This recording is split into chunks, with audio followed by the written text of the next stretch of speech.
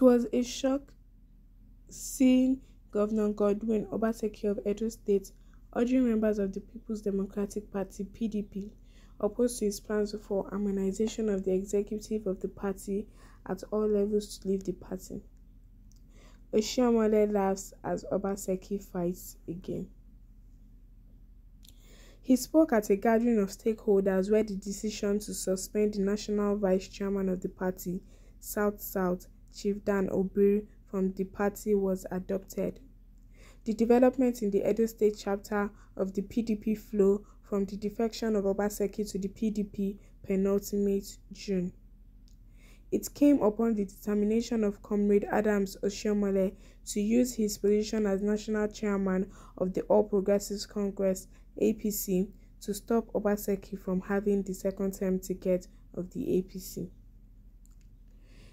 The Edo State governor at the time last June was practically reduced to a political wanderer. It was a sight to behold that day last June at the APC National Secretariat as Governor Obaseki clutched his credentials as he appeared before a committee constituted by Oshiomole to defend allegations of certificate forgery. For one reason or the other, the Oshiomole panel eventually disqualified the same man that 4 years ago Oshiomole had stormed through Edo State to enthrone governor. After Obaseki was forced out from the APC and following flying visits across the country, Uyo, Port Harcourt, Asaba, he landed in Benin, where the PDP grudgingly accepted him. Two men who were crucial to the final acceptance of Obaseki into the party were Ogbeide Ihama, the member representing Oredo Federal Constituency in the House of Representatives, and Dan Obiri, the man who had built and held the party in the days of the wilderness when Oshiomole was in power. At the time Obaseki came in, Ogbeide Yama was in pole position to emerge as the PDP candidate for the 2020 governorship election, having built synergy with the party structure across the state that was effectively in the control of Obiri. For a man that had set his sight to be governor in 2020, it was unarguably a bitter pill being asked by the party grandees in Abuja to resign for the governor to take the ticket. Especially given the tardiness that characterized the process at the time, Ogbeide Ihama had the opportunity to scupper the emergence of Obaseki as the party's candidate by insisting that the timeline for the process had been breached. He could have affirmed that the boss had left the station by the time Obaseki entered. He was, however, made to withdraw alongside other leading contenders. At that time, too, Obiri had relinquished his position as party chairman in favor of Dr. Tony Azigbemi, the former member of the House of Representatives. However, as everyone in Edo knows, the Edo PDP had over the years been infused with the fighting spirit that Obiri brought to bear.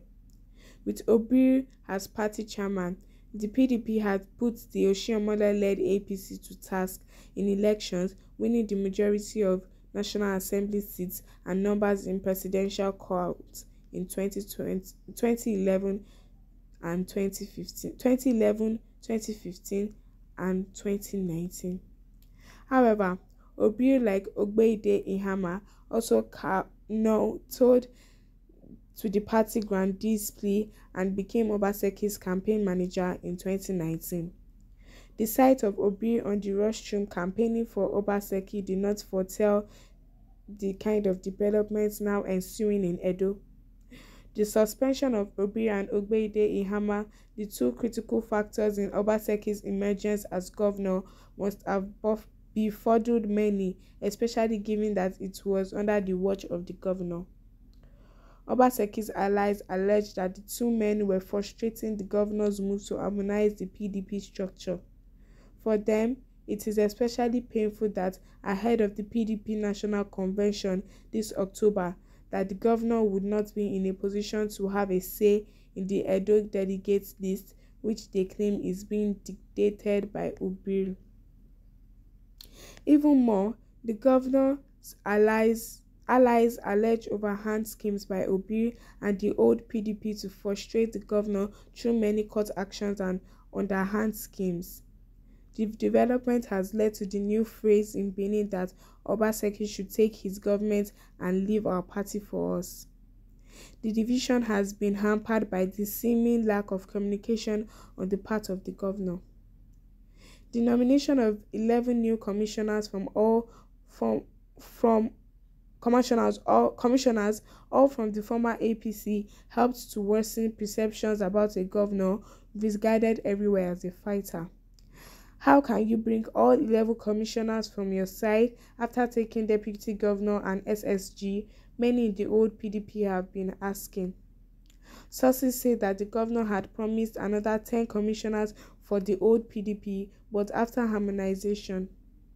However, what Obaseki and perhaps the old PDP are not seeing is the role of fifth columnist in the whole matter. That is the role of PDP chieftains who lost out during the congresses in 2020. Chieftains with national reputation but bereft of local support. A number of these chieftains have been egging Obaseki on his new fight with the intention that what they lost during the congresses of 2020, that they will get through harmonization. In this first fight with Oshiomole, the Obaseki crowd was able to get the executive in Oshiomole's ward to suspend him. In Obiri's case, that has been unsuccessful, putting the whole suspension drama into a constitutional nullity. Social media is now suffixed with Obaseki as a fighter and a man of ingratitude. It doesn't do him good, especially given his side towards a legacy. One can only imagine the imagination of Comrade Oshiomole at this time.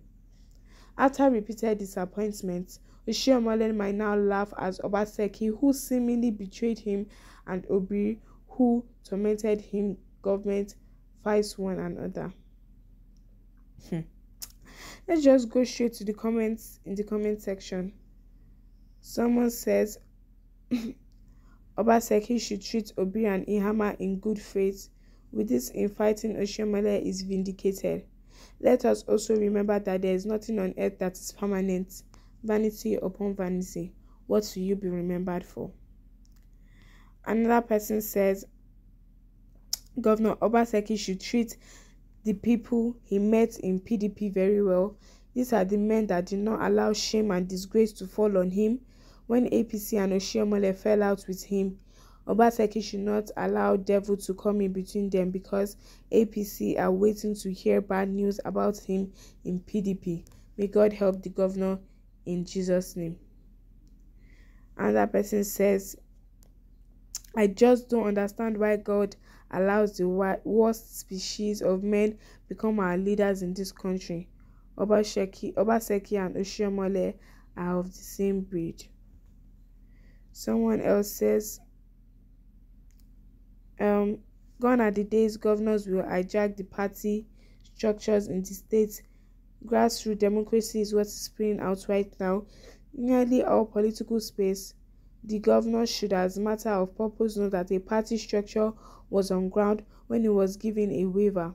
So he should respect that, being the leader of the party in the state, because his position as the governor would not take him an emperor of PDP.